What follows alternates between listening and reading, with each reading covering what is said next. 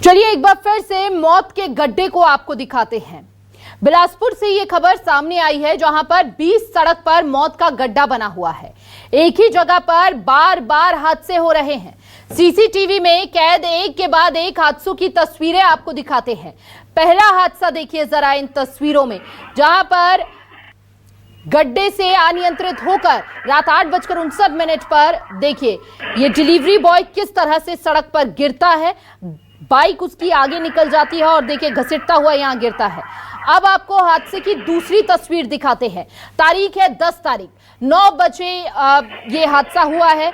और तीसरा हादसा देखिए 8:38 का 11 तारीख को, और ये चौथा देखिए 11 तारीख को ही 10:19 पर यह हादसा होता है। चौथा भी, पांचवा 12 तारीख को होता है, 7:28 पर यह हादसा होता है। ऑटो पूरा पलट जाता है, ई रिक्शा पूरा पलट जाता है।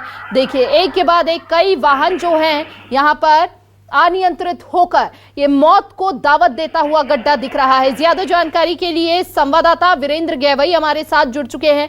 वीरेंद्र, 10 तारीख, 11 तारीख, 12 तारीख, 3 दिन बीत चुके, 5 हादसे सीसीटीवी फुटेज में कैद हो चुके हैं।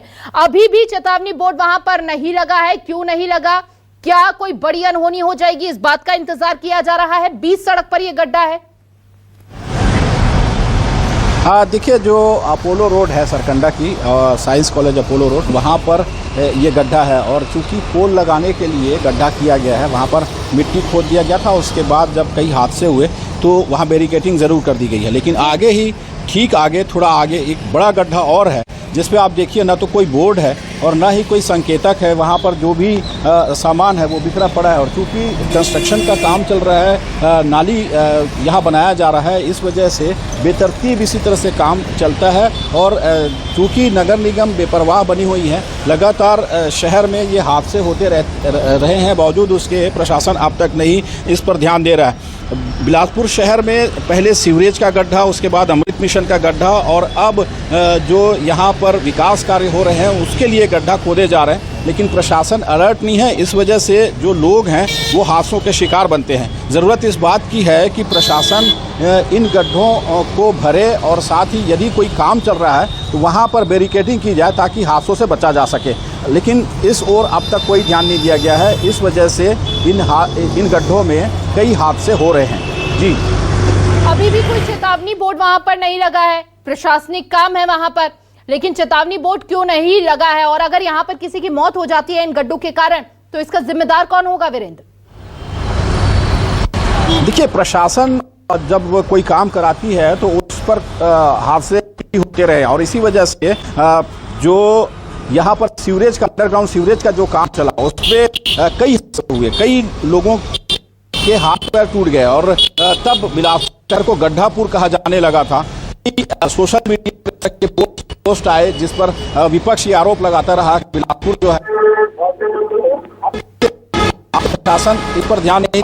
जब भी कोई काम होता है इस गड्ढों को खुला छोड़ दिया जाता है। हादसों को न्योता दे रहे ये गड्ढे इस बात को बताते हैं कि बिलासपुर प्रशासन किस तरह से बेपरवाह बना हुआ है, जान से खिलवाड़ कर रहा है। बिल्कुल, जनता की जान के साथ सीधे तौर पर खिलवाड़। आपने एक और अभी गड्ढा दिखाया है, क्या इसके लिए भी कोई चेतावनी बोर्ड नहीं लगा वहां पर? जरा तस्वीरें दिखाइए आप जरा और विस्तार से वीरेंद्र, कि वहां पर क्या हालात है। अगर वाहन आसपास से गुजरता है तो या तो गड्ढे में गिरेंगे, या अनियंत्रित होकर यहाँ पर चोट आएगी, या फिर जान भी जा सकती है। तस्वीरें दिखाइए आप जरा वीरेंद्र एक बार फिर।